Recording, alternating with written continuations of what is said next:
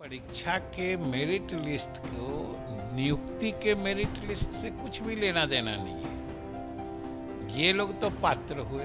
STET के merit list को नियुक्ति के मेरिट लिस्ट से कुछ भी लेना देना नहीं है। और हर नियोजन इकाई अलग अलग रिक्तियां निकालेगी, उसमें लोग अपनी पसंद की जगह के मुताबिक अप्लाई करेंगे और जितने लोग एक जगह अप्लाई करेंगे वहाँ पर वो इकाई उसके हिसाब से मेरिट लिस्ट निकालेगी और उस हिसाब से नियुक्ति होगी। ये सही है कि वो नॉट इन मेरिट लिस्ट और क्वालिफाइड वाला वो एक तरह से अर्थहीन चीज थी, लेकिन उसका एक कहीं मतलब नहीं था जो नॉट इन मेरिट लिस्ट को हम अप्लाई करने का भी मौका नहीं देंगे, ऐसा तो कहीं था नहीं। बिहार एसटीईटी 2019 की परीक्षा को लेकर जो सवालिया निशान हैं वो लगातार बरकरार है। हमारे साथ बिहार के शिक्षा मंत्री विजय कुमार चौधरी मौजूद हैं। सर, जो बहाली प्रक्रिया होनी है, कितने अभ्यर्थी ऐसे हैं जिनको इस बार मौका मिलेगा? 37,000 कुछ सीटें हैं, क्वालिफाइड ज़्यादा हैं और जो मेरिट लिस्ट है वो जो बनी है वो अलग से है। तो ऐसे कितने लोग हैं जो इस बहाली में एलिजिबल हैं इस बार 2019 की इस बहाली में? हमारे समझ से कहीं कोई न कन्फ्यूजन है न कहीं किसी को भ्रम होना चाहिए। फर्क ये समझना चाहिए कि ये एलिजिबिलिटी टेस्ट है, पात्रता परीक्षा है। इसमें जो भी पास होंगे उनको जब शिक्षकों की नियुक्ति की प्रक्रिया होगी तब ये लोग अप्लाई करने के हकदार होंगे। और पात्रता परीक्षा के मेरिट लिस्ट को नियुक्ति के मेरिट लिस्ट से कुछ भी लेना देना नहीं है। ये लोग तो पात्र हुए।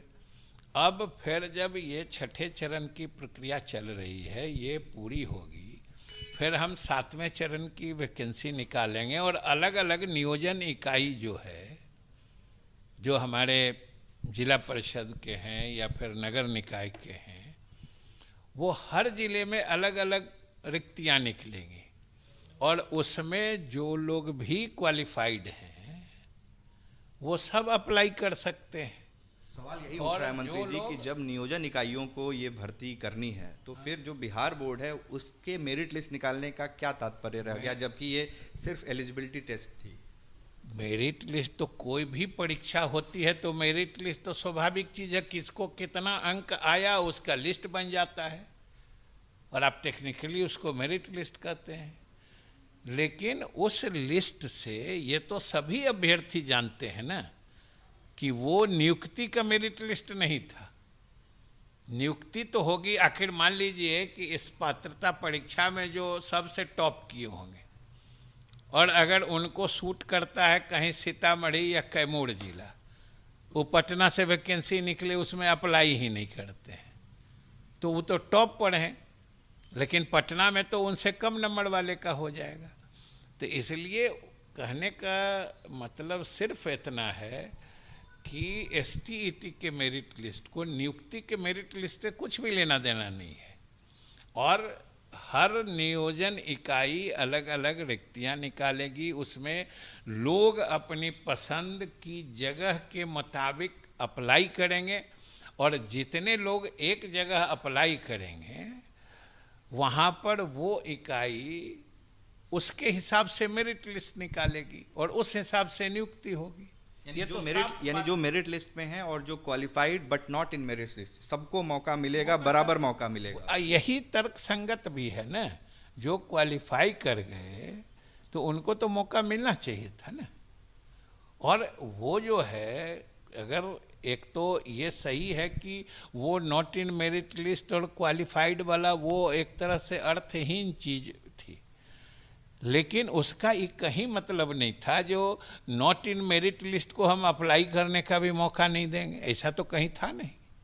और अभी भी उतने किया गया कि उनको अप्लाई करने का मौका दिया जा रहा है। और वहाँ भी जो मेरिट लिस्ट में ऊपर हैं, आखिर वहाँ अप्लाई करेंगे तो उनकी मेरिट अगर ऊपर है तो ऊपर ही रहेगा, उसको तो कोई खींच के नीचे नहीं कर सकता। 2011 एसटीईटी जो पास कैंडिडेट हैं उनको भी इस 2019 की बहाली में मौका मिल रहा है? कितने 2011 के पास आउट कैंडिडेट हैं सर? नहीं, बिल्कुल, वो तो उस समय पता चलेगा ना, जो 2011 के कितने बचे हुए हैं और कितने लोग उसमें रुचि दिखाते हैं।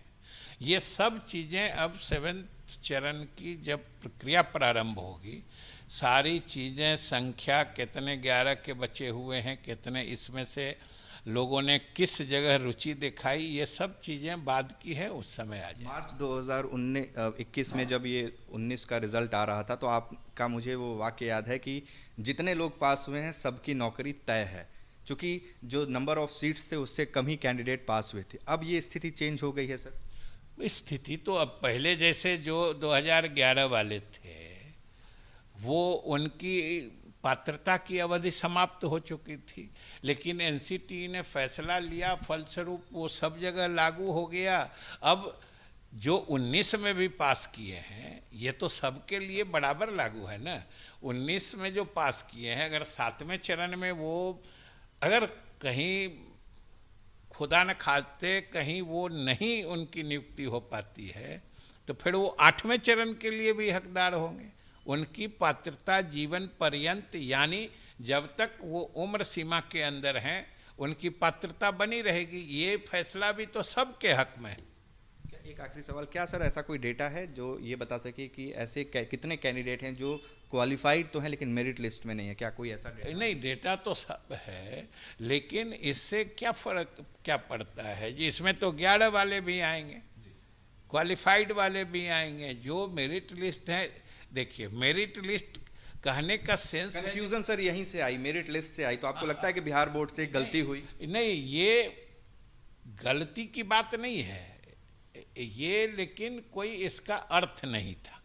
तो मेरिट लिस्ट और qualified but not in merit, इसका कोई अर्थ नहीं है, ये कहना है बिहार के शिक्षा मंत्री का। जो भी कैंडिडेट एसटीईटी की परीक्षा पास की है उनकी उम्र सीमा रहते हुए वो हर तरह की परीक्षा के लिए पात्र होंगे, ये कहना है बिहार के शिक्षा मंत्री विजय कुमार चौधरी का। हमारे सहयोगी आनंद कुमार के साथ उत्कर्ष कुमार सिंह, आज तक, पटना।